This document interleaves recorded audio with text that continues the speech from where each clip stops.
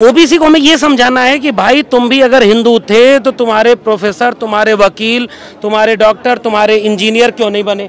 मेरी एक अपील गुजारिश है, इस देश के आम नागरिकों के लिए एक जो है चार्टर, एक व्हाइट पत्र निकाले, कहे कि इन बातों पर बात करोगे तो मेरी भावनाएं आहत हो जाएंगी, मैं तुम्हें जेल में डाल दूंगा, गोली मरवा दूंगा। नमस्कार, मैं निधि रतन, आप देख रहे हैं नेशनल दस्तक तस्वीर भारत की। इस समय मौजूद हूँ जंतर मंतर, जो नई शिक्षा नीति है उसको लेके यहाँ पे प्रदर्शन था और प्रदर्शन खत्म होने के बाद लक्ष्मण यादव जी से हम बात करेंगे। तमाम यहाँ पे सोशल मीडिया लोग मौजूद हैं। आज जंतर मंतर पे NEP को लेकर के, न्यू एजुकेशन पॉलिसी को लेकर के प्रोटेस्ट था। वहाँ पर लक्ष्मण जी का भाषण था।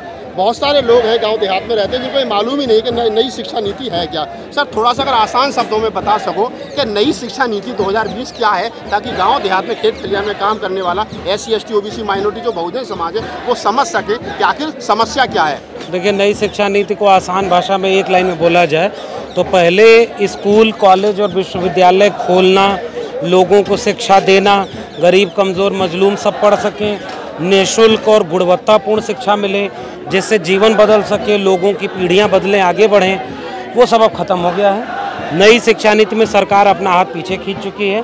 नई स्कूल, कॉलेज, डिग्री कॉलेज, विश्वविद्यालय अब नहीं खोले जाएंगे।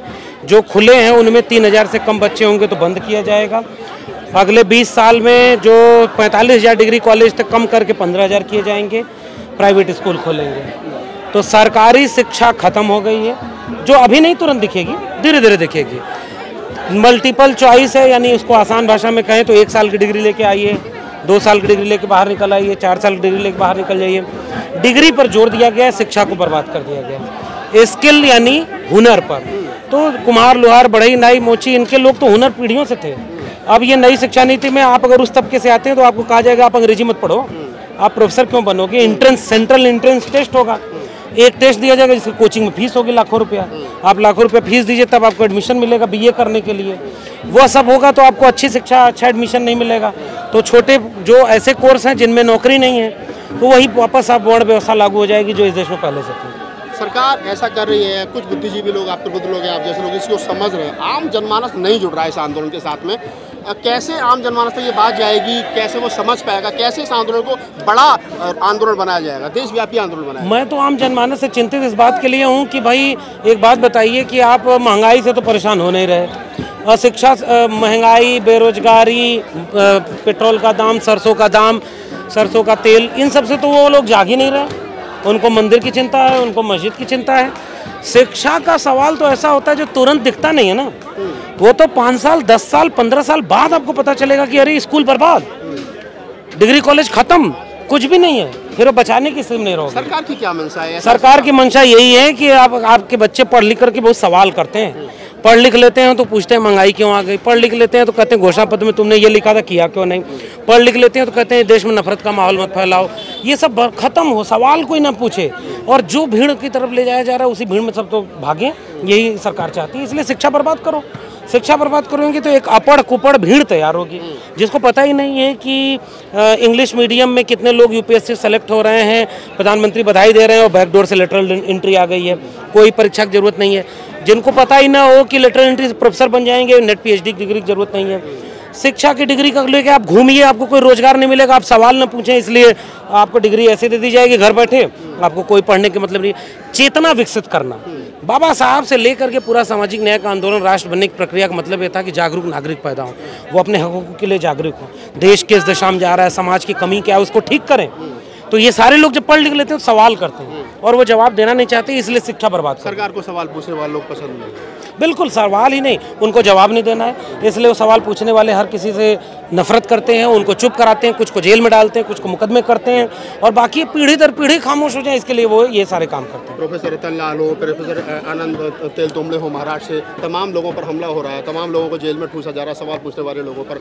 आपको डर नहीं लगता? देश भर में जा रहे हो, बोल रहे हो, मतलब पत्रकारों पर हमले हो रहे हैं, प्रोफेसर पर हमले हो रहे हैं, जेल में डाला जा रहा है, सरकार मतलब बोलने वालों की जवान को कहीं ना कहीं काटना चाह रही है। बिल्कुल, वो जानते हैं हर दौर में ऐसा जुल्म और ज्यादती रही है, हर दौर में फिर कुछ लोग उठ के खड़े हो जाते हैं जो किसी जुल्म और ज़्यादती से, किसी तानाशाह से डरते नहीं हैं। दुनिया भर का इतिहास रहा है, भारत का भी इतिहास रहा है, बहुत लंबा इतिहास रहा है। कबीर भी अपने दौर में बोले तो अकेले थे, डरते थे। डरना चाहिए था, चुप हो जाते। रैदास को चुप हो जाना चाहिए था, भगत सिंह को चुप हो जाना चाहिए था, बाबा साहब को, फूले को चुप हो जाना चाहिए था। हम लोग की विरासत वो नहीं है कि डर जाएं, खामोश हो जाएं। हम लोग को ये लगता है कि अगर आप वाकई ईमानदार हैं, जागरूक हैं, अपने सवाल, अपने वजूद, अपने वर्तमान को समझते जानते हैं तो आप बोलिए। इसलिए क्योंकि आप बोलने के मौके पर हैं। आप अगर खामोश हो जाएंगे तो फिर आने वाली पीढ़ियां आपको माफ़ नहीं करेंगी। लेकिन सर कैसे बदलाव आएगा? ओबीसी समाज ने तो हिंदू राष्ट्र बनाने का ठेका लिया है। नहीं, ये सवाल बिल्कुल बेकार सवाल है कि ओबीसी ठेका लिया है, क्योंकि दलितों में भी बहुत बड़ा तबका ऐसा है जो संघ में जा रहा है और बीजेपी के सरकार के साथ। आप कह रहे हैं कि चेतना जगी। पूरी बात सुनिए ना, अभी पहले बहुत कठिन सवाल आपने किया। इस सवाल से होता क्या है ना कि फिर हमने पूरे ओबीसी को ढकेल दिया संघ के खेमे में। ऐसा नहीं करना चाहिए। हमें ये करना चाहिए कि जो संघी है, जो आरएसएस की दिशा में जा रहा है, उनको चिन्हित किए। जैसे रामदास अठावले कौन है, रामविलास पासवान कौन थे, तमाम जो 12 सांसद विधायक बनाए गए, कैबिनेट मिनिस्टर बनाए गए आदिवासी दलित थे। राष्ट्रपति रामनाथ कोविंद कौन है। इसलिए केवल ओबीसी को टारगेट मत करिए। हाँ, होना क्या चाहिए कि ओबीसी की आबादी ज़्यादा है, ओबीसी 50% लगभग है मंडल कमीशन की रिपोर्ट में, ओबीसी की जिम्मेदारी ज़्यादा है, लेकिन ओबीसी को धर्म के नाम पर उतना अछूत कभी नहीं बनाया रखा गया। इसलिए ओबीसी दलित की तरह उस तरह से धर्म को लेकर नहीं सोचता है। ओबीसी क्या सोचता है, उसके पास अपना एक धार्मिक प्रणाली है, उसके पास कृषक चेतना है। ओबीसी को हमें ये समझाना है कि भाई तुम भी अगर हिंदू थे तो तुम्हारे प्रोफेसर, तुम्हारे वकील, तुम्हारे डॉक्टर, तुम्हारे इंजीनियर क्यों नहीं बने। मैं जो कहता हूँ सवाल, मेरा समझाने का तरीका ये होता है कि 2019 तक इस देश के केंद्रीय विश्वविद्यालयों में, 45 केंद्रीय विश्वविद्यालयों में 0 प्रोफेसर ओबीसी के क्यों थे। अगर ओबीसी हिंदू है तो तुम्हारे जज क्यों नहीं है, तुम्हारा ज़मीन पे मालिकाना हक क्यों नहीं है। इस तरह से हम उनको जागरूक करेंगे। हमें इस समय एक बड़ी एका बनाने की ज़रूरत है। जो दलित भी भटक करके संघ की शाखा में जा रहा है, उससे भी कहते हैं कि बाबा साहब को पढ़ो, आप उनको अपमानित मत करो। वहाँ भी जाके जय भीम बोल रहे हैं, और वही लोग तो लिवा के जा रहे हैं मोदी को, जो बाबा साहब की मूर्ति पर माला भी पहना रहे हैं। मोदी बोल रहे हैं कि बुद्ध न होते, बाबा साहब न होते तो मैं प्रधानमंत्री न बनता। तो इतना बड़ा धोखा तो सामाजिक न्याय को ये सारे लोग दे रहे हैं। हमारा काम ये होना चाहिए कि जो हमारी भूमिका है, लोगों को ये समझाएं कि भाई आप अगर हिंदू बनोगे तो आपको हिंदू मुस्लिम मंदिर मस्जिद इन सब के नाम पर केवल बरगला करके आपके बच्चों का भविष्य बर्बाद किया जाएगा। इसलिए ओबीसी को ये समझाना है कि तुम खुद सोच के देखो ना कि अगर ओबीसी हिंदू है तो प्रोफेसर, डॉक्टर, इंजीनियर, जमीनों का मालिकाना हक क्यों नहीं है। ओबीसी धर्म से उस तरह प्रताड़ित ही नहीं रहा, इसलिए उसको समझाना कठिन होता है। इसलिए वहाँ पर जो है बात, अच्छा धार्मिक की बात है, ओबीसी को कहा जाता है कि तुम क्षत्रिय बन गए हैं। तो भाई मगध वंश किसका था, मौर्य वंश किसका था, पाल वंश किसका था, गुर्जर प्रतिहार कौन थे, ये सब शासक लोग थे।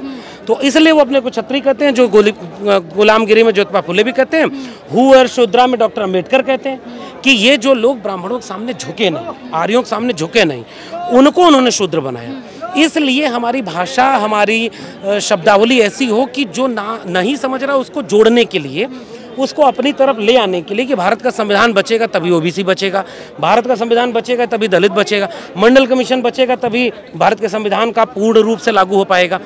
इसलिए शिक्षा की लड़ाई लड़ना जरूरी। इसलिए आज हम यहाँ पे छात्र संसद कर रहे थे कि शिक्षा बचाओ तभी देश बचेगा, तभी दलित, पिछड़े, आदिवासी, पसमानदा, महिलाएं, ये सब जो 90% लोग हैं ना, इन सबको समझाने की जरूरत है, प्रेम से, तर्क से, सूचना दे करके, तथ्य दे करके कि आप अपने हित को पहचानो, अपने बच्चों के भविष्य को पहचानो। ये सरकार आपके बच्चों का भविष्य बर्बाद करके मंदिर मस्जिद के नाम पर आपके बच्चों को दंगाई बना रही है, उसमें सब शामिल हैं। जो नहीं समझेगा उसके बच्चे कल को से माफ़ नहीं करेंगे। बीजेपी समझा रही है कि स्वर्ग का रास्ता इसी नीति से जाएगा। बीजेपी तो अच्छे दिन भी ला रही थी। बीजेपी कह रही है राम मंदिर बन जाएगा तो सब देश का कल्याण हो जाएगा। बीजेपी कह रही थी कि हम आएंगे, और बीजेपी के लोग जो बीजेपी के समर्थन करते थे कि 35 रुपये लीटर पेट्रोल बिकेगा, हम आ जाएंगे तो चांद पर भी हम बस्ती बनवाएंगे, बहुत कुछ कहा था। पहले उसने सपने बेचा और उसके बाद सपने क्या बेचा, अच्छे दिन लाएंगे। सपने बेचा कि पेट्रोल डीजल कम करेंगे, महिलाओं बहुत हुआ, महिलाओं पर अत्याचार, अब की बार उनकी सरकार, बहुत हुआ अन्याय, ये सारी कुछ चीज़ें उन्होंने बोली। सपने बेचा। जब सपने बेचने में वो एक बार ही नहीं 2 बार कामयाब हो गया तो देश बेचने लगा, और उसने बैंक बेच दिया, रेलवे बेच दिया, उसके बाद जितने भारत की नवरत्न कंपनियां थी, जो इस देश की पूंजी थी, जो इस देश के नागरिकों की पूंजी थी, वो बेच दिया। अब उसने शिक्षा भी बेच दी। तो वो जो बेचने वाले लोग हैं वो ये बेच रहे हैं। अब वो बेचता हुआ कोई सवाल न पूछे, कोई ये ना पूछ दे कि तुमने घोषणा पत्र में तो कुछ और लिखा था, तुम काम कुछ और कर रहे हो। तुम्हारे लोग कह रहे हैं कि हिंदू राष्ट्र बनने के लिए राम मंदिर जब बन गया है तो काशी और मथुरा भी जाग रहा है। ये वही प्रणाली है जिसमें इस देश के सेकुलर लिबरल प्रोग्रेसिव लोग कल को कहते थे कि अटल बिहारी बड़े अच्छे नेता हैं, तो कहते थे ना अटल बिहारी ने कि नुकीली जमीन है, जमीन समतल करनी पड़ेगी। अचानक 19 दिसंबर 1949 में मस्जिद के नीचे मूर्ति प्रकट हो गई, देश मान लिया। गणेश जी दूध पी रहे थे, देश मान लिया। क्या क्या इस देश में हुआ है। आज इस देश में अब फिर से वही राम मंदिर बन गया तो काशी मथुरा क्यों? क्योंकि शिक्षा पर कोई सवाल न पूछे। स्कूल, डिग्री कॉलेज, विश्वविद्यालय बर्बाद होंगे उसका सवाल न पूछे। शिक्षा का बजट घटाया जा रहा है। लोगों को 50 साल में बेरोजगारी सबसे ज़्यादा हो गई। इस देश के नौजवान सड़कों पर भटक रहे हैं, डिग्रियों की कोई कीमत नहीं रही। जिनकी डिग्रियां फेक थी उन्होंने आपकी डिग्रियों को कूड़ा बना दिया। जो खुद तड़ीपार थे उनका बेटा वो जो है जाकर के बीसीसीआई के चेयरमैन बन रहा है, और कुम्हार, लोहार, बढ़ई, नाई, मोची, मल्ला, निषाद इनके बच्चों को कह रहे हैं कि पीढ़ियों से जो काम कर रहे थे जिसमें आप हुनर है उसी को हम डेवलप करेंगे। यही नई शिक्षा नीति है। बजट घटाओ। एक चुटकुला सुनिए, कभी हंस भी लिया करिए। एक ट्रेन में बच्चा जा रहा था तो सामने वालों को देखकर कहा कि पापा हम मिठाई खाएंगे। तो पिताजी नाराज हो गए, अब ट्रेन में मिठाई कहाँ से आएगी? तो कहा नहीं हम खाएंगे। तो पिता ने कहा कि अच्छा आंख बंद करके सोच लो और मन में खा लो। वो बेटा भी उसी का था, उसने आंख बंद करके खोला, उसके बाद कहा खा लिया। तो पूछा क्या खाए? तो कहा लड्डू खाया। पिता जोर से मारा, कहा मन ही से खाना था तो रसमलाई खाता। ये वही पिता जैसे लोग जो सरकार में बैठे हैं वो आपको बड़े बड़े ख्वाब दिखा रहे हैं। अरे तुम्हारे पास एक सेट कपड़ा नहीं है, हम 2 सेट बनवा देंगे। तुम्हारे पास स्कूल, डिग्री कॉलेज नहीं, हम नए नए डिग्री कॉलेज बनवाएंगे। तुम्हारे पास देश जो है गर्त में जा रहा है, हम विश्व गुरु बनेंगे। ठेके पर गुरु रखने वाले लोग विश्व गुरु बनने का ख्वाब दिखा रहे हैं। आपको ख्वाब बेचा जा रहा है इसलिए ताकि आपके भविष्य को बेच दिया जाए, और बेच दिया गया है। मैं इस देश के आम आवाम से कह रहा हूँ, जब मंदिर मस्जिद से फुर्सत मिल जाए, जब मस्जिद के नीचे शिवलिंग मिले, इससे खुश हो लेना। जब हिंदू राष्ट्र बनाने के लिए जब त्रिशूल तलवार लेकर के अपने बच्चों को भेज रहे हो, उसके बाद जब शाम को बच्चा घर लौटे, टीवी पर जहर देख करके मन भर जाए, तो बैठ करके एक बार सोचना कि 5 साल बाद तुम्हारा बेटा बेटी कहाँ खड़ा होगा, उसके हाथ में कौन सी डिग्री होगी, उसके हाथ में कौन सी नौकरी होगी, उसके हाथ में कहाँ वो जाएगा। ये मेरा सवाल है, इसलिए मैं इस देश के आम आवाम को समझा रहा हूँ। समझ जाइए इससे पहले कि समझने का मौका भी ना बचे और मजबूरी में आपको मंदिर मस्जिद के नाम पर ही इस्तेमाल होना पड़े। आप ये सब बोल के भारत की आधे से ज्यादा आबादी की भावना आहत कर रहे हैं। हाँ, भावना देखिए, एक बात तो ये नहीं है कि आधे से ज्यादा आबादी, वो लोग बहुत थोड़े से लोग हैं जिनकी नाजुक भावनाएं हैं। मैं क्या कह रहा हूँ, मैं भगत सिंह की बात कर रहा हूँ, मैं डॉक्टर अंबेडकर की बात कर रहा हूँ, मैं पेरियार की बात कर रहा हूँ, मैं ज्योतिबा फुले की बात कर रहा हूँ, मैं गांधी की भी बात कर रहा हूँ। इन सब को किसने छापा? भारत सरकार ने। इन सब की मूर्तियों पर उनके स्मृति दिन और जन्मदिन पर मालाएं कौन पहनाता है? बधाइयां कौन देता है? इस देश के मुख्यमंत्री, प्रधानमंत्री, नेता, विधायक देते हैं। इस देश में इन सारे लोगों के बारे में लोग जाने, इसकी कोशिश कौन करता है? सरकारें करते हैं। वरना सरकारें घोषित कर दें कि गांधी की बात करना राष्ट्रद्रोह है, देशद्रोह है। क्योंकि गांधी ने डॉक्टर अंबेडकर को लिखे आखिरी पत्र में कहा था कि अंबेडकर ने जो किया, उनकी जगह मैं होता तो इससे कड़ी भाषा में करता। अंबेडकर का गुस्सा जायज़ है, लेकिन गांधी ने कहा अब इम्तिहान इस देश के सवर्णों का है कि वो हिंदू धर्म में सुधार लाते हैं नहीं। सवर्ण जरा जवाब दें, कितना सुधार लाए वो? इस देश में भगत सिंह ने कहा कि मैं नास्तिक हूँ और इस देश को सांप्रदायिक और साम्राज्यवादी ताकतों के हाथों बेचा जा रहा है। विद्यार्थी और राजनीति लेख पढ़िए, अछूत की समस्या लेख पढ़िए। भगत सिंह की बात करना क्या भावनाओं को आहत करना है? फूले पेरियार की बात करना, फूले ने कहा कि जो है ये गुलामों की गुलामगिरी है। इस देश में धर्म के नाम पर मानसिक रूप से गुलाम बनाया गया। फूले को महाराष्ट्र सरकार और भारत सरकार छापती है।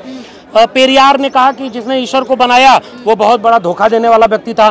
पेरियार पर जाकर दक्षिण भारत में एक लाइन बोल के विरोध में दिखा दे और ये कह दे। भारत सरकार के लोगों से, नाजुक भावना समूह से मेरी एक अपील, गुजारिश है, इस देश के आम नागरिकों के लिए एक जो है चार्टर, एक व्हाइट पत्र निकाले, कहे कि इन बातों पर बात करोगे तो मेरी भावनाएं आहत हो जाएंगी, मैं तुम्हें जेल में डाल दूंगा, गोली मरवा दूंगा। इसलिए हम उनसे उस पर बात करना छोड़ देंगे। घोषित तो करो कि किस पर बात करने से भावनाएं आहत हो रही हैं। आखिरी बात, अगर मैं ओबीसी हूं और पेरियार ललई की बात करता हूं, फूले शाहू की बात करता हूं, मंडल कमीशन की बात करता हूं, हिस्सेदारी की बात करता हूं, तो मेरी भावनाओं की कोई कदर नहीं। मैं अगर दलित हूं जितेंद्र मेघवाल की मूछ रखने पर हत्या होगी, मैं ये सवाल उठाऊं तो क्या दलितों की कोई भावना नहीं? उनके पास 1% से कम जमीन है, नौकरी 4% से भी कम है। दलितों की कोई भावना नहीं। बस्तर बकसवा के जंगलों में आदिवासी मारे जा रहे हैं, उनकी कोई भावना नहीं। इस देश में छात्रों, नौजवानों, गरीब किसानों की कोई भावना नहीं। इस देश में महिलाएं दिन रात प्रताड़ित हो रही हैं, उन महिलाओं की कोई भावना नहीं। ताकतवर की भावना होती है जो सरकार में बैठा है, जो कमजोर है उसकी कोई भावना की कीमत नहीं। जैसे आपकी जान की कीमत नहीं, आपके बच्चों के भविष्य की कीमत नहीं, वैसे आपकी भावना की कोई कीमत नहीं। आप आरएसएस की शाखाओं में जाइए, हाथ उठाकर हिंदू राष्ट्र बनाने की बात करिए, आप कहिए कि मस्जिद के नीचे शिवलिंग है, आपकी भावनाओं की कद्र होगी। आप कहिए कि स्कूल, कॉलेज, विश्वविद्यालय बर्बाद करके देवालय बनाएंगे, आपको राष्ट्रपति प्रधानमंत्री बना दिया जाएगा, वाइस चांसलर बना दिया जाएगा। आप कहिए कि ये देश हिंदू राष्ट्र है, इस देश में कोई दलित पिछड़ा, कोई जातिवाद नहीं, कोई आरक्षण नहीं होगा। भारत का संविधान गलत संविधान है, भगवा संविधान ले आएंगे, हम यहाँ संविधान की प्रतियां जलाएंगे, आपको जेल नहीं होगी, आपको कोई गोली नहीं मारेगा। आप संविधान को कुछ भी कर दीजिए, इस देश के नागरिकों का अपमान करिए, इस देश की संपत्ति को लूट लीजिए, कोई जेल में नहीं डालेगा। आप संविधान की बात करेंगे, आप मंडल कमीशन की बात करेंगे, आप शिक्षा रोजगार की बात करेंगे, तो नाजुक भावना आहत समूह आहत होगा। हमें उसकी कोई फिक्र नहीं है, क्योंकि इतिहास जब लिखा जाएगा तो सत्ताधीशों का इतिहास नहीं लिखा जाता। जो सड़क पर लड़ता है, भगत सिंह को हम आज इसलिए पढ़ते हैं, भगत सिंह कभी शासक नहीं बन पाए, डॉक्टर अंबेडकर कभी शासक नहीं बन पाए। वो लोग अपने दौर में हार गए थे, कबीर अपने दौर में हार गए, तथागत बुद्ध कमजोर पड़ गए थे, उनके धर्म को विनाश कर दिया। बुद्धिस्टों की कोई धार्मिक भावना नहीं।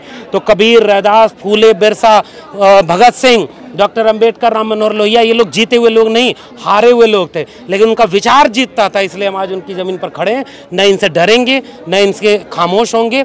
भारत का संविधान बचाने के लिए, मंडल कमीशन और शिक्षा रोजगार बचाने के लिए इस आवाज को बुलंद करते रहेंगे, और ताकि आने वाली पीढ़ियों से नजर मिला सके। सर, आप कह रहे हैं हम डरेंगे नहीं, लेकिन आपके साथ तो प्रशासन नहीं है, न सरकार आपके साथ है, मीडिया आपके साथ नहीं, तो आप कैसे लड़ पाएंगे? मेरे साथ जनता का विचार है, मेरे साथ सच है। मोदी जी कहते थे ना कि मैं जो है सच बोलूंगा, सत्य में जयते। मोदी जी संसद के सामने जाके माथा झुका लेते हैं। मोदी जी कहते हैं अम्बेडकर ना होते तो मैं तो प्रधानमंत्री ना बन पाता। मोदी जी कहते हैं अमेरिका में जाके कि हम बुद्ध के देश से आए हैं, युद्ध के देश से नहीं आए हैं। वही बात तो मैं बोलता हूँ।